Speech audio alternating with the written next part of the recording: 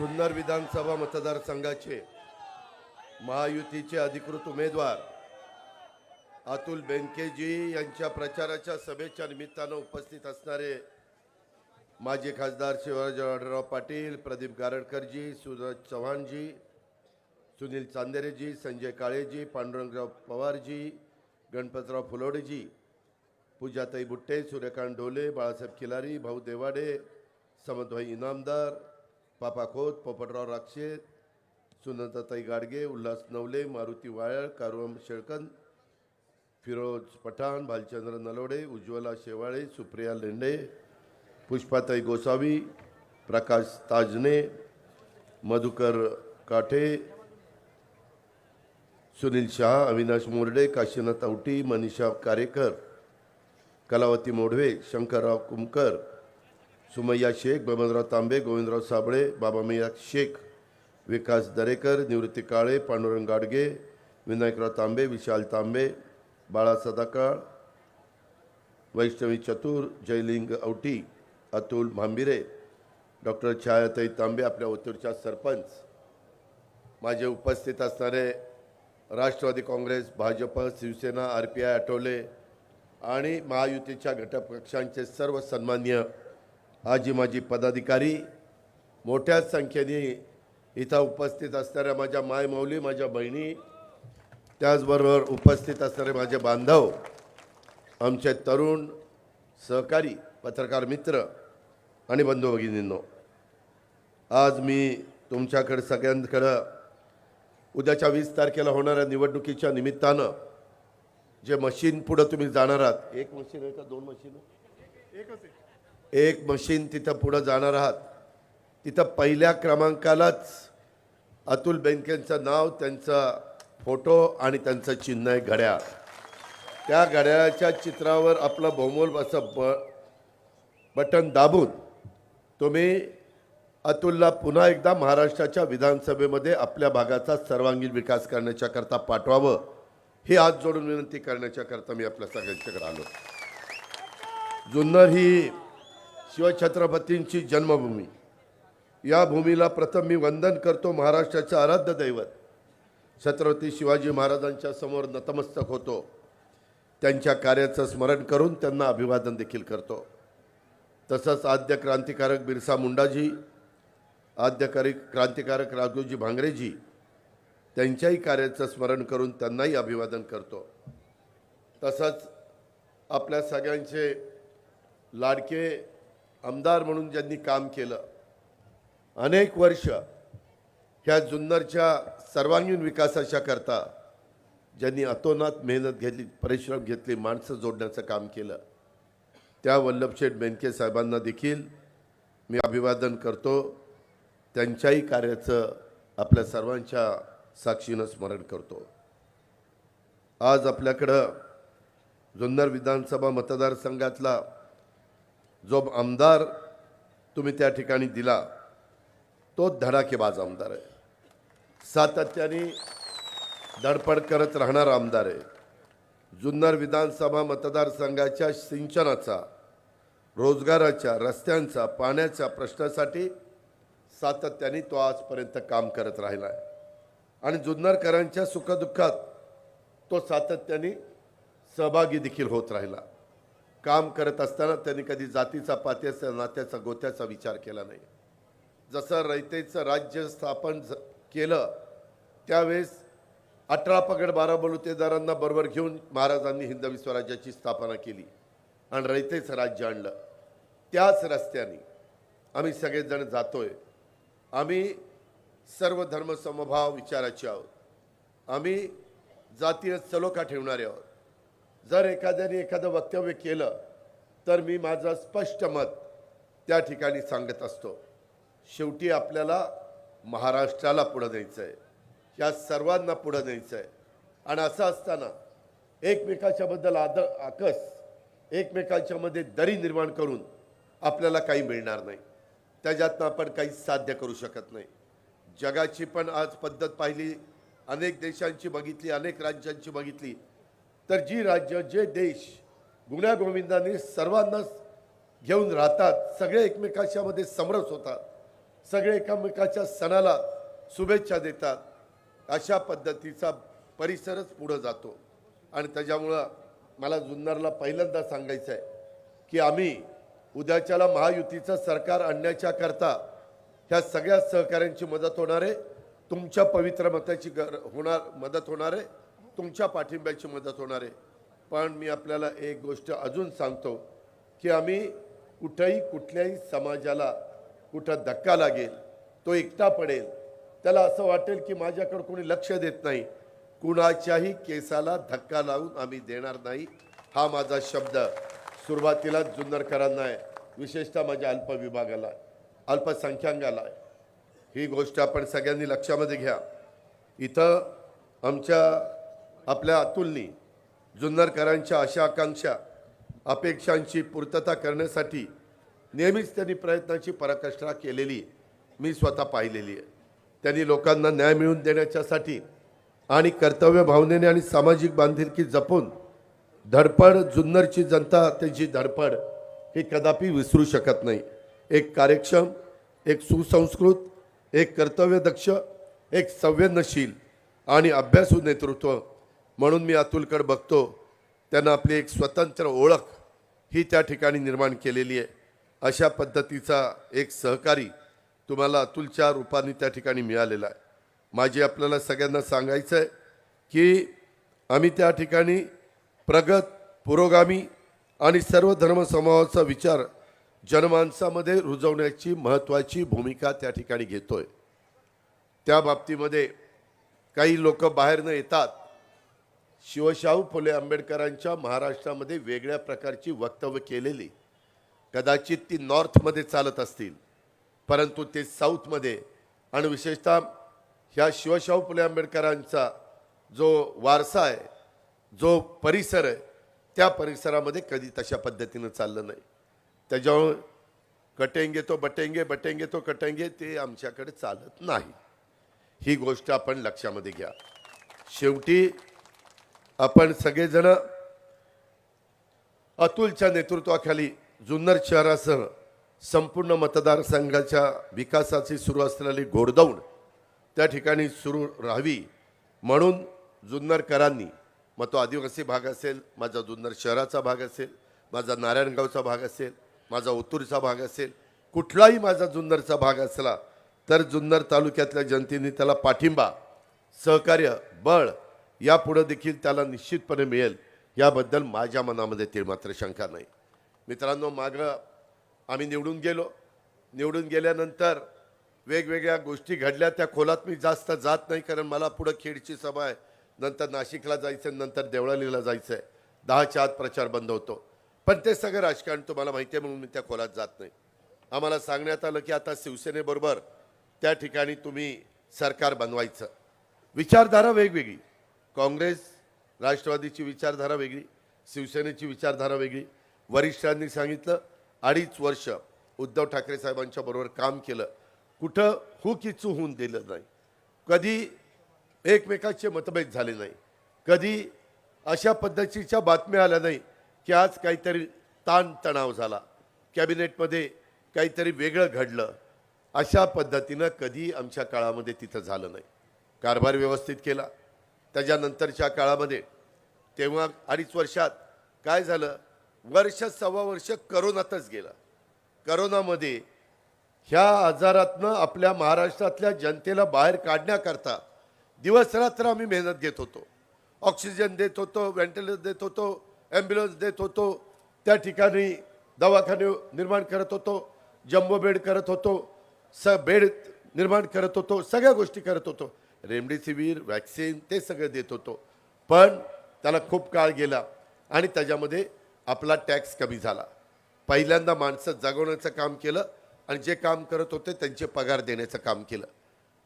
विकास कामाला थोडंसं आम्हाला दूर राहावं लागलं. नंतर मात्र 1 वर्षात विकास कामं मोठ्या प्रमाणावर करण्याचा प्रयत्न केला. नंतर 1 वर्ष विरोधी पक्षात राहिलो. आम्ही म्हणत होतो सत्तेवर असल्यानंतरच कामं होतात. आम्ही सत्तेला आपापलेले नाही आहे, पण ज्या लोकांनी आम्हाला निवडून दिलेलं आहे त्या भागामध्ये विकास झाला नाही. त्या 1 वर्षाच्या काळामध्ये बहुतेक सगळे अतुल बेनकेंच्या कामाला स्टे देण्यात आलेला होता. स्थगिती मिळालेली होती, ती स्थगिती उठवायची होती, नवीन कामाला मंजुरी द्यायची होती, प्रशासकीय मान्यता द्यायची होती, कॅबिनेटची मान्यता द्यायची होती. आणि मग म्हणून आम्ही बहुसंख्यांनी, भुजबळ साहेब असतील, हसन मुश्रीफ असतील, दिलीप वळसे पाटील असतील, मी असेल, सुनील तटकरे असतील, प्रफुल्ल पटेल असतील, धनंजय मुंडे असतील, संजय बनसोडे असतील, आम्ही अनेकांनी तो निर्णय घेतला. तो निर्णय त्या त्या मतदारसंघाच्या विकासाच्या करता घेतला. निर्णय घेतल्यानंतर स्टेज सगळे उठले गेले. त्याच्यानंतरच्या काळामध्ये कामाला सुरुवात झाली. जुन्नरकरांनो नीट लक्षात घ्या, 5 वर्षामध्ये जवळपास 2.25 वर्ष आमची वाया गेली आणि राहिलेला 2.5 पावणे 3 वर्षामध्ये अतुल बेनकेच्या पाठपुराव्यामुळं माझ्यासारखा कार्यकर्ता अर्थमंत्री म्हणून 3,300 कोटी रुपये त्या ठिकाणी देऊ शकला. 3,300 कोटी. आणि तो हा पुरावा आहे.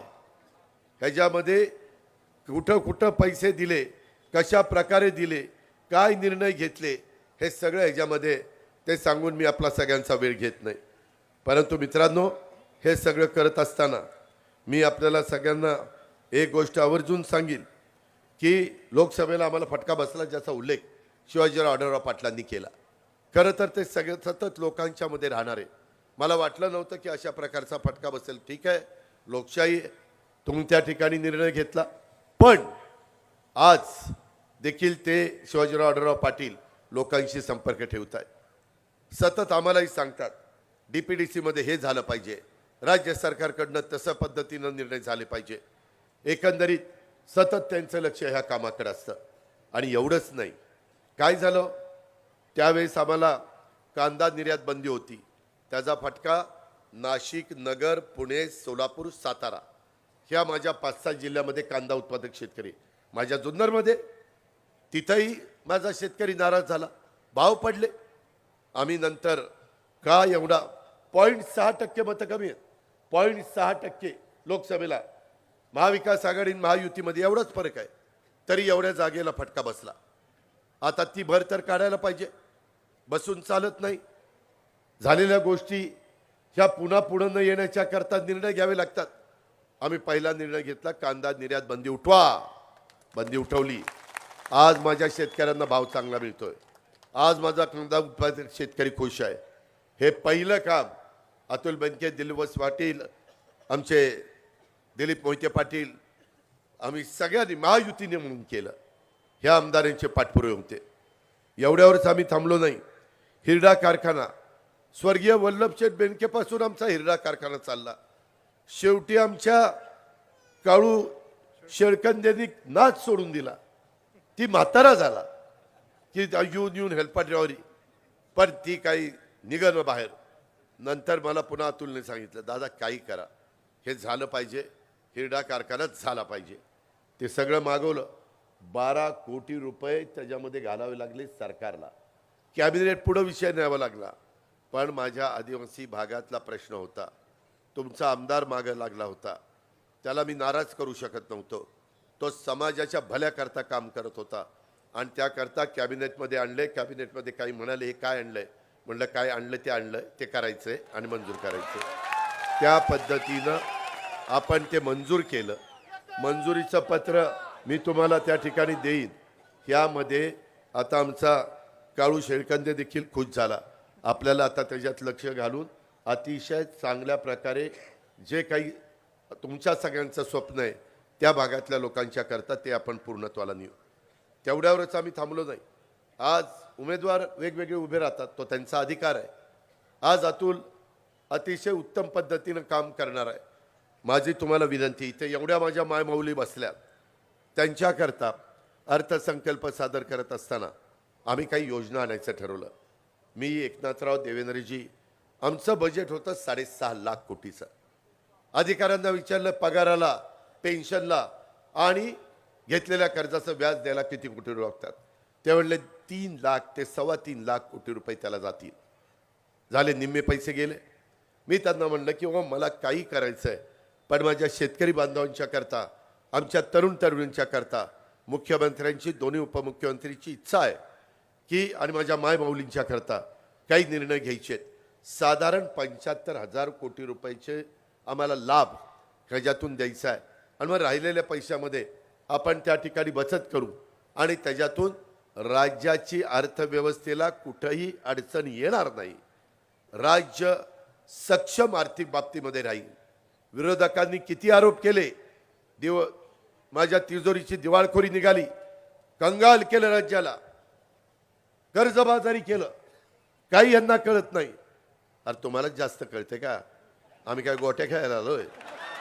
त्याच्यामध्ये आम्ही तिथं 10वा अर्थसंकल्प सादर केला जुन्नरकरांनो, काही पहिला नव्हता केला.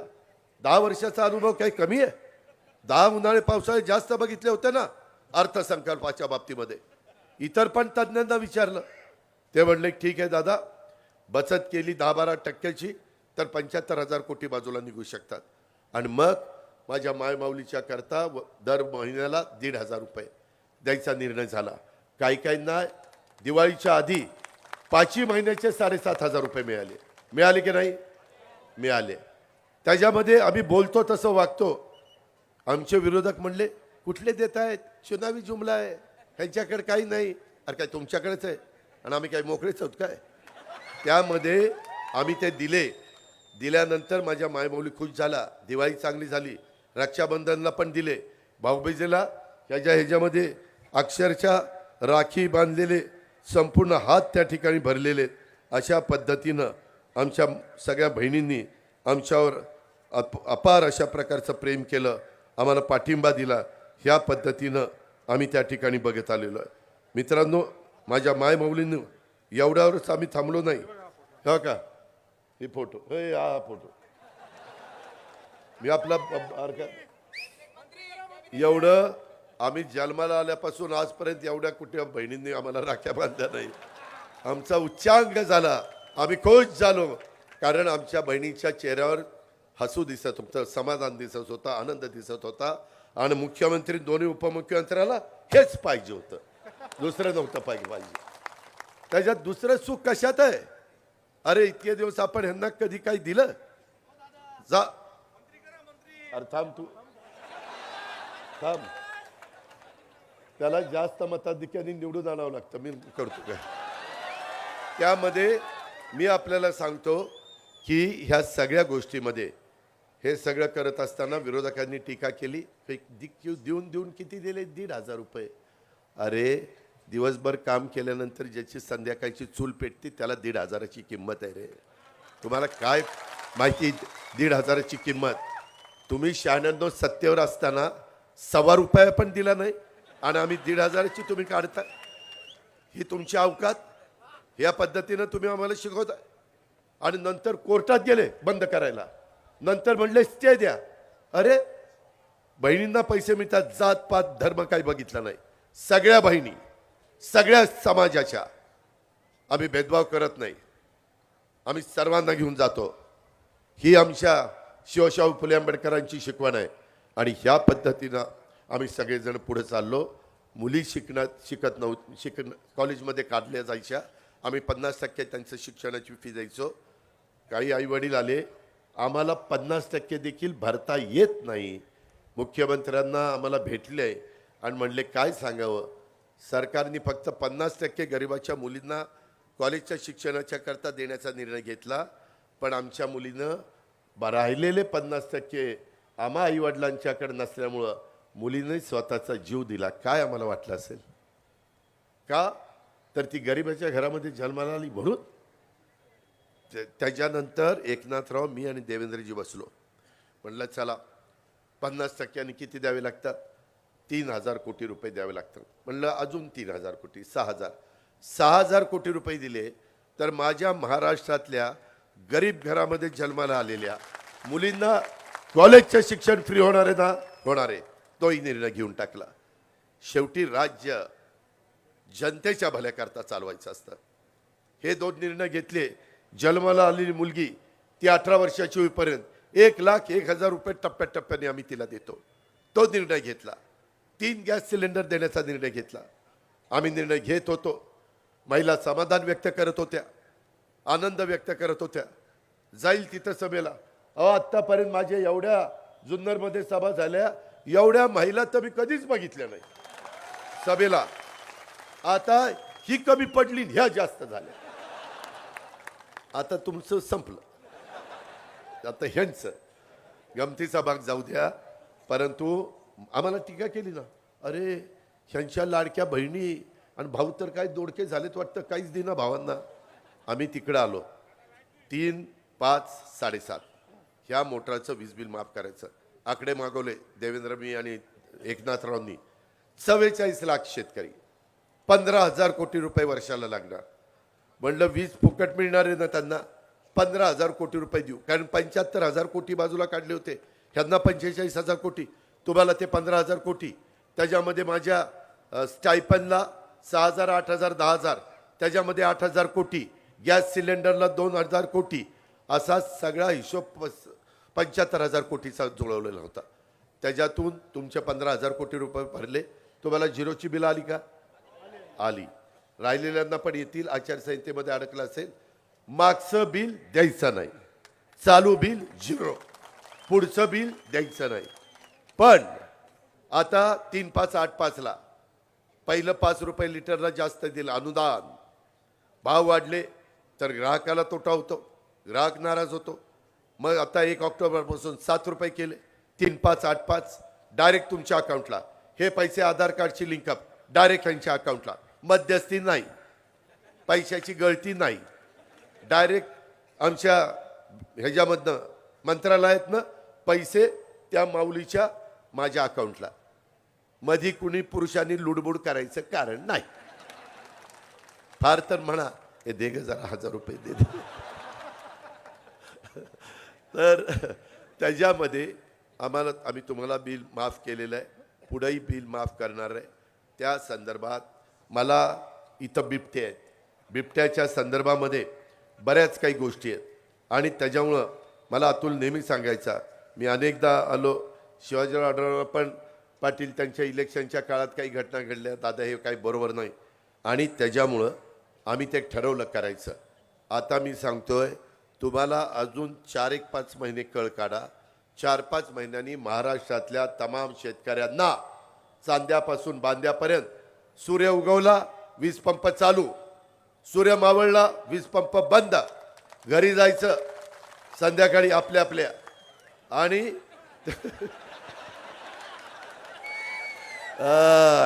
काही जर दुसरीकडे जातात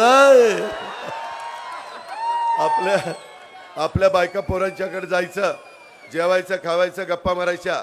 बिबट्याची भीती नाही, रानगाव्याची भीती नाही, विंचुकाट्याची भीती नाही, सापाची भीती नाही. अशा पद्धतीने आम्ही निर्णय घेतो. हे तुमचं सरकार आहे, आम्ही त्या ठिकाणी शेतकरी आहे. एवढंच नाही, मागील 5 वर्षामध्ये हे 3,300 कोटी रुपये दिले. कोरोना आला, निसर्ग चक्रीवादळ आलं, तरी देखील पैसा कमी पडून दिला नाही. निसर्ग चक्रीवादळात अतुल आपणच फिरत होतो, कितीतरी लोकांचं नुकसान झालं, त्याच्यात भरपाई द्यायचा प्रयत्न केला. 28 कोटी. खरं नुकसान होऊच नाही, परंतु पुन्हा फुलाची पाकळी, पुन्हा माझा शेतकरी उभा राहायला पाहिजे, तो मोडता कामा नये, अशा प्रकारची माझी परिस्थिती होती. आणि आता सौर ऊर्जामध्ये 9,500 मेगावॉट वीज निर्माण करण्याचं काम आमचं त्या ठिकाणी चाललंय. बिबट प्रवण क्षेत्रात लोकांना त्याचा त्रास होतो, म्हणून आम्ही काही निर्णय घेतले. पैसे त्यावेळेस नव्हते, हा म्हणला नाही पिंजरे कमी पडतायत. डीपीडीसीचा मी प्रमुख होतो, 1250 कोटी आपल्याकडे होते. पिंजरे किती पाहिजे फॉरेस्टच्या लोकांना विचारलं, जेवढे पैशाचे पिंजरे पाहिजे होते तेवढे पैसे त्यांना दिले, अधिकचे पिंजरे दिले, वायर दिली, रोप दिले, टॉर्च दिले, नेट जाळी दिली, बिबट बेशुद्ध करण्याची बंदूक दिली, त्याच्यामध्ये ट्रॅप कॅमेरे दिले, वाहनं दिली, आणि डीपीसीमधनं 3 कोटी रुपयाचा निधी दिला. मित्रांनो, आम्ही काम करणारे आहोत, आम्ही कामाची माणसं आहोत. आम्ही रडत बसत नाही, अरे पैसेच नाही कुठनं द्यायचे, असं नाही. 3 कोटी रुपये दिले. त्याच्यामध्ये आता आपण नवीन बिबट निवारा केंद्र बांधणार आहे. जिथं बिबट संख्या जास्त आहे तिथं पकडण्याचे आदेश दिलेले. आत्तापर्यंत क्षमता 42 होती, ती आता 150 आपण करतोय. काही बिबटे आपण त्या ठिकाणी गुजरातला दिले, 15 का काहीतरी बिबटे दिले, 10 दिले. आणि हीच काय म्हणतात, गुजरातला कारखाने चालले. अरे येड्यांनो, बिबटे गेले, बिबटे कारखाने कुठले गेले? काही सांगता राव, आम्ही गप्प बसतो म्हणून काही ऐकायला काय हे असलं नाही चालणार. त्याच्यामध्ये गेल्या 5 वर्षामध्ये सिंचनासाठी अनेक जलसंधारणाचे बंधारे अतुल आणि त्या सगळ्या आमच्या महायुती त्याच्यात भाजपनं पण आलं, शिवसेना आलं, नाही तर ते म्हणतील ह्याचं राष्ट्रवादीच चालले कौतुक. तसं नाही बाबांनो, तुम्ही पण आरपीआय आठवले साहेब आले, सगळे आले बाबा. त्याच्यामध्ये शिल्लेवाडीची बंद पाईपलाईन 100 कोटी त्याला दिले, त्याचं काम कोळवाडी आळेपर्यंत झालंय. वडज उपसा सिंचनला 35 कोटी 50 लाख रुपयाची प्रमा दिली, त्याचा फायदा खिलारवाडी, सावरगाव, निमदरी ह्या गावांना त्या ठिकाणी होणार आहे. एक दिवस असाच तो अतुल माझ्याकडे आला आणि तो म्हणला, दादा 4थी सुप्रमा त्या ठिकाणी कुकडीला मिळाली, ते झाल्यावर पठारावर आपल्याला पाणी न्यायचं आहे आणि कोपरे मांडवे बंधारा आम्ही करणारच, माणिकडोह धरण परिसरात पाटबंधारे करणारच आणि पठारावर पाणी नेण्याच्यासाठी आम्हाला DPR करायचा. मी अधिकाऱ्यांना फोन केला, अधिकारी म्हणले दादा बजेट झालेलं आहे, DPRला काय आपल्याकडे पैसे नाही. मी म्हणलं किती पैसे लागतील? ते म्हणाले ₹1 कोटी लागतील DPRला, ₹1 कोटी. शेवटी आमदाराच्या आग्रहाखातर DPDCतनं ₹1 कोटी DPR बनवायला दिले. पांडुरंग दिले का नाही? त्याच्यामध्ये कोपरे मांडवे इथे बंधारा बांधण्यासाठी सर्वेक्षणाला देखील आपण त्या ठिकाणी मान्यता दिली. एवढ्यावरच आम्ही नाही थांबलो. ओतूर परिसरात डुंबरवाडीच्या गायरान जागेत शासनाचा फूड प्रोसेसिंग पार्कसाठी प्रथम आपण मान्यता दिलेली आहे आणि हे प्रकल्प उभे राहिल्यानंतर मला खात्री आहे की अनेक स्थानिक उद्योजक तयार होतील. फळे भाजी ह्याच्यावर प्रक्रिया प्रकल्प उभे राहिल्यानंतर अनेक माझे स्थानिक उद्योजक तयार झाल्यावर त्याच्यामध्ये स्थानिक महिला बचत गट आणि सुशिक्षित तरुण यांना जवळपास 8 ते 10 हजार जणांना रोजगार मिळणार आहे. हे काम आम्हाला करायचं आहे, हे काम महायुतीला करायचं आहे, हे काम महायुतीच्या आमदाराला करायचं आहे. आणि ह्याच्यातून हे सगळं करत असताना शिवनेरी विकास तर केलाच, त्याच्यामध्ये मला आठवतं वल्लभशेठ बेनके माझ्या मागे लागले होते, 85 कोटी रुपये त्यावेळेस दिलेले होते. परंतु आता जुन्नरचा पर्यटन आराखडा तयार करण्याचं काम घेतलंय. खाजगी गुंतवणूकदार आणि PPP, काही शासनाची मदत, असं करून काही 1000 कोटीचा आमचा तो कार्यक्रम आहे. त्याच्यामध्ये काही वर्षामध्ये तो करण्याचा आमचा सगळ्यांचा प्रयत्न आहे. मित्रांनो, ह्या सगळ्या गोष्टी केल्या. मला माझ्या अल्पसंख्याकांना सांगायचं आहे, मी कुठंही तुम्हाला वाऱ्यावर सोडलेलं नाही आहे. त्याच्यामध्ये मौलाना आझाद महामंडळाचं हमीची मर्यादा 30 कोटी होती, ती 500 कोटी रुपये केली. महामंडळाचं भागभांडवल कमी होतं, 1000 कोटी रुपये केलं. शैक्षणिक माझ्या अल्पसंख्याक मुलामुलींना कर्जाची मर्यादा 5 लाख होती, 20 लाख रुपये केली. अल्पसंख्याक विद्यार्थ्यांच्या करता उच्च शिक्षणाची सुधारित शिष्यवृत्ती राबवून शिष्यवृत्ती 50,000 रुपयापर्यंत वाढवण्यात आली. आणि आम्ही सगळ्यांनाच गरीब मुलामुलींना वेगवेगळ्यांना परदेशामध्ये पाठवतो, शिक्षणाच्या करता शिष्यवृत्ती देतो. अल्पसंख्याक मुलांना मुलींना परदेशात पाठवण्याची संधी नव्हती, त्यांच्या गुणवत्तेला वाव मिळावा म्हणून मी अल्पसंख्याक समुदायातील 75 विद्यार्थ्यांना प्रतिवर्षी प्रत्येक विद्यार्थ्याला 40 लाख रुपये शिष्यवृत्ती देण्याचा निर्णय घेतला आणि आपण मुलामुलींना तिकडे पाठवतो. अल्पसंख्याक उमेदवारांच्या करता पोलीस भरती प्रशिक्षण योजना निवासी स्वरूपात राबवण्याच्या करता तो निर्णय आम्ही घेतला. 15 जिल्ह्यात अल्पसंख्याक समाजातील महिलांना नवीन 2800 बचत गट स्थापन करण्याचा निर्णय घेतला. महिला बचत गटाच्या कर्जासाठी लावलेल्या जाचकाठी त्या रद्द करण्याचा निर्णय घेतला. डॉक्टर झाकीर हुसेन मदरसा आधुनिकीकरण योजनेला प्रतिवर्षी 2 लाख दिले जात होते, आता 2 लाखात काही होत नाही, ते आता 10 लाख रुपये इतकी वाढ करण्यात आलेली आहे. मदरसा शिक्षकांच्या मानधनात 6000 रुपये होते डीएडवाल्यांना, ते 16000 केले. बीएडवाल्यांना 8000 होते, ते 18000 रुपये केले. अल्पसंख्याक विभागाला मी प्रथमच अर्थसंकल्पात 1000 कोटी रुपयाची तरतूद त्या ठिकाणी केली. पहिली 700, पुरवणीमध्ये 300, अशी 1000 कोटी. सगळ्या आमदारांना बहुतेकांना मी अल्पसंख्याकांच्या करता निधी दिला. शादीखाना बांधण्याकरता, दफनभूमीला वॉल कंपाऊंड करण्याकरता, उर्दू शाळा मोठ्या प्रमाणावर मुलं असतील तर ती करण्याकरता. तुला किती पैसे दिले? 72 कोटी. आज अल्पसंख्याक विभागाकडनं 72 कोटी कधी महाराष्ट्राची निर्मिती झाल्यापासून जुन्नरकरांनो एवढा पैसा इथं आला नव्हता. तो आला, उपकार केले नाही, जबाबदारी होती, आम्ही आमचं काम केलं. परंतु तुम्ही तुमचं काम करा. आता तुम्ही असं म्हणत आणू नका हेच बरोबर आहे तर तेच बरोबर आहे. आम्ही आहोत ना, तुम्ही का काळजी करताय? काल परवा तुमची रॅली प्रचंड मोठी निघाली, मला मगाशी कोण सांगत होतं, त्याबद्दल तुमचं अभिनंदन. पण त्या रॅलीचं रूपांतर घड्याळाचं बटन दाबायला झालं पाहिजे. पुन्हा दादा काय करणार, रात्री फतवा आला आणि सगळं गेलं. अरे सगळं गेलं, आम्ही कधी जाऊन दिलं का? आम्ही काम करतोय ना, आम्ही भेदभाव करतोय का? आम्ही तुमच्या केसालाही धक्का लावून देणार नाही ना. तुम्ही काय काळजी करताय? त्यामध्ये मला आपल्याला सगळ्यांना सांगायचं आहे, खूप गोष्टी आहेत, परंतु माझी 4ला सभा आहे. तुम्ही तुमचं काम करा, तुम्ही तुमचं काम करा, पुढची जबाबदारी माझ्यावर सोपवा. त्यामध्ये मी तुम्हाला सांगेन, स्वर्गीय वल्लभशेठ बेनके आत्ता आपल्यात नाही आहेत. वल्लभशेठ बेनके वरनं बघतायत पण आत्ता आपल्यात नाही आहेत. अतुल हा आपल्याला पोरका करायचा नाही, अतुलला पोरका करायचा नाही. बेनके कुटुंबांनी जुन्नरची खूप सेवा केलेली आहे, ही तुम्हाला मान्यच करावं लागेल. मी स्वतः अतुलच्या पाठीशी भक्कमपणे उभा आहे.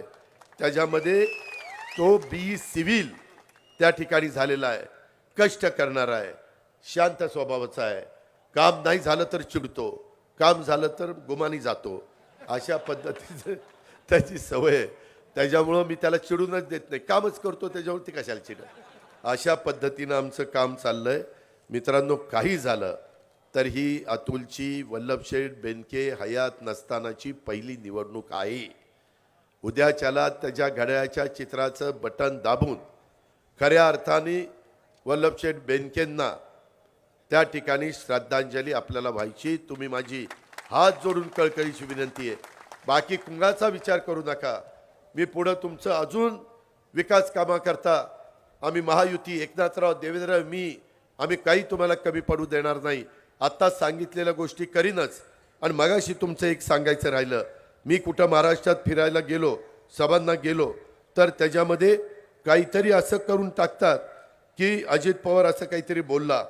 मधी मी काही भागात गेलो, तिथं मी नाशिकमध्ये, नगरमध्ये गेल्यावर सांगतो, पावसाचं पडणारं पाणी पश्चिमेकडे जाऊन ते समुद्राला जातं, ते वळवायचं आहे. 85,000 कोटीच्या प्रकल्पाला आम्ही मान्यता दिली आणि त्या प्रकल्पाचं पाणी आपल्याला आपल्या भागामध्ये त्या ठिकाणी आणायचं आहे, आपल्या म्हणजे नाशिक आणि नगर जिल्ह्यामध्ये. ते मी सांगण्याचा प्रयत्न करत होतो. त्याच्यामध्ये काही पण त्या क्लिपमध्ये काहीतरी काढलं. मी कधी दुसऱ्याचा तोंडातला घास काढणार नाही. त्याच्यामध्ये मी आपल्याला सांगतो, डिंबे धरणाचं ओव्हरफ्लोचं पाणी माणिकडोहमध्ये ओव्हरफ्लोचं त्या ठिकाणी सोडायचं आहे. वरच्या पातळीवरच ते झालं पाहिजे, डिंब्याचं पाणी कमी होता कामा नये. ह्याबद्दलची खबरदारी आपल्याला त्या ठिकाणी घ्यायची. नाहीतर धरण उशाशी आणि माझे शेतकरी त्या ठिकाणी उपाशी, हे काही आम्हाला चालणार नाही. त्याच्यामुळं आमचं भागून जे असेल ते खालच्यांनी न्या, त्याच्याबद्दल दुमत असल्याचं कारण नाही. पण मी दुसरी एक गोष्ट जाता जाता सांगतो, आम्ही सरकारमध्ये जाण्याच्या मध्ये जी काही एक वेगवेगळी कारणं होती, त्याच्यात माझ्या आंबेगाव तालुका आणि माझा जुन्नर तालुक्याचा पाण्याचा महत्त्वाचा प्रश्न होता, जो मगाशी लाव रे व्हिडिओ, त्याच्यात तुम्ही ते ऐकलं, त्या पद्धतीनं तिथं ते झालेलं होतं. मित्रांनो, त्याच्यामध्ये आपल्याला आता पाणी खूप महत्त्वाचं आहे आणि तशा पद्धतीनं आपण ह्या सगळ्या गोष्टी करतो. पाण्याच्या संदर्भामध्ये काही झालं तर माझा जुन्नर तालुका आणि आंबेगाव तालुका अडचणीमध्ये येऊ नये, ह्याकरता दिलीप वळसे पाटील आणि अतुल बेनकेंनी त्या ठिकाणी भूमिका घेतली, हे पण आपल्याला विसरता येणार नाही. भाव, तुमच्या इथं मी आत्ता विचारलं, उसाला 1 मिनिट,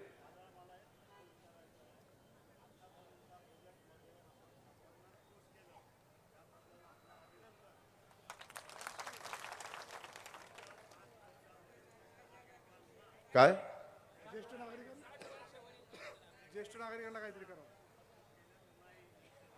ज्येष्ठ नागरिकांना वयोश्री योजना आणली, ज्येष्ठांना 75च्या पुढं एसटी फ्री केली. एसटीमध्ये बसा, कुठं देवदर्शनाला जावा, जावयाकडे जावा, लेकीकडे जावा, लेकाकडे जावा, सुनेकडे जावा, आणखीन कुठं काही राहिलं असेल तर तिकडे जावा. मी खोटं नाही सांगत, मी तुमचा आदर करतो, परंतु ते केलेलं आहे. सांगायचं राहिलं, वयोश्री योजना आणली, परंतु त्याच्यात भरीव अजून नाही आहे. मला तुम्ही संधी द्या. वयस्करांची संख्या महाराष्ट्रामध्ये मोठी होत चाललेली आहे, आयुमान वाढत चाललेलं आहे, एकंदरीत परिस्थिती बदलत चाललेली आहे. त्यांना देखील त्या बाबतीमध्ये कुठं कमी पडणार नाही.